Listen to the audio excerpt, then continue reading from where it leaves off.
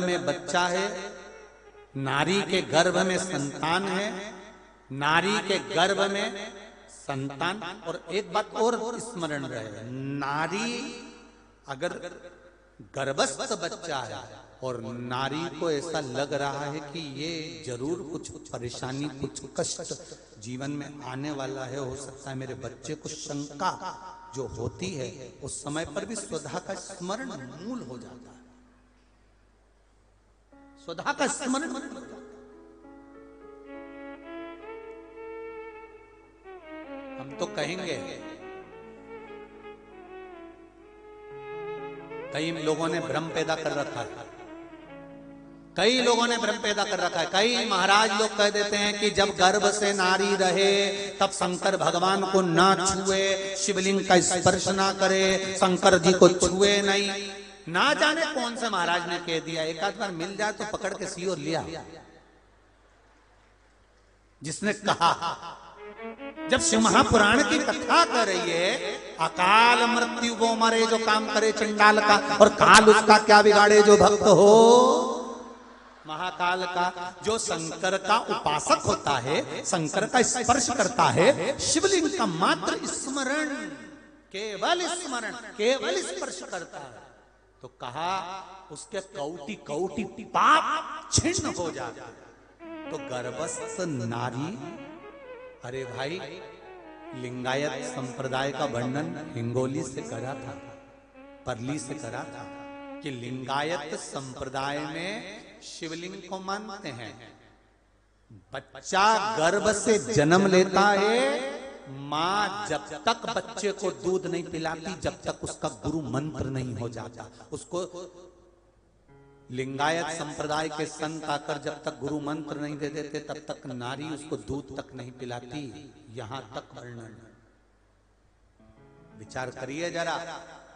तो फिर कौन ने कह दिया कि शंकर भगवान के शिवलिंग को छूना नहीं चाहिए, गर्भवती नारी को स्पर्श नहीं करना चाहिए? और कौन सी पुराण में लिखा है, कौन से शास्त्र में लिखा है? यहां शास्त्र कह रहा है, शिव महापुराण, स्कंद पुराण, लिंग पुराण, नर्मदा पुराण, पद्म पुराण वर्णन करती है। आप दिल से, हृदय से, चित्त से शंकर भगवान की आराधना कर सकते हो।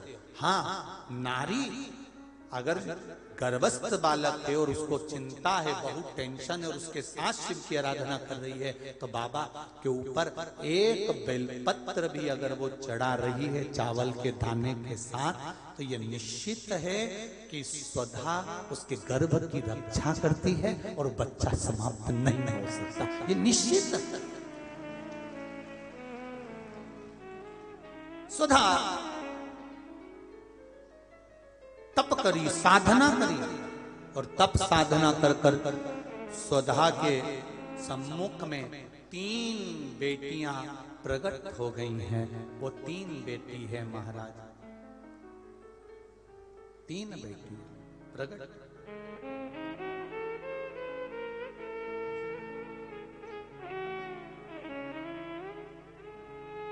महाराज मैना, धन्या और कला, ये 3 बेटियों का प्रागट्य सम्मुख में हो गया। आप देखेंगे कल की कथा में कि मैना, धन्या, कला, इन तीनों के नाम से जिसको स्वप्न में सांप दिखते हो, मरे हुए व्यक्ति नजर आते हो, या घर में बार बार घात आ रही होती है, तो पितरों की 3 लड़कियां, मैना, धन्या और कला, इन तीनों के नाम से पीपल के पत्ते की बंदरवाल कैसे बांधी जाती है, जिससे घर में सांप भी नहीं निकलते, स्वप्न में सांप नहीं दिखते, और घर में कोई गलत कार्य नहीं होता।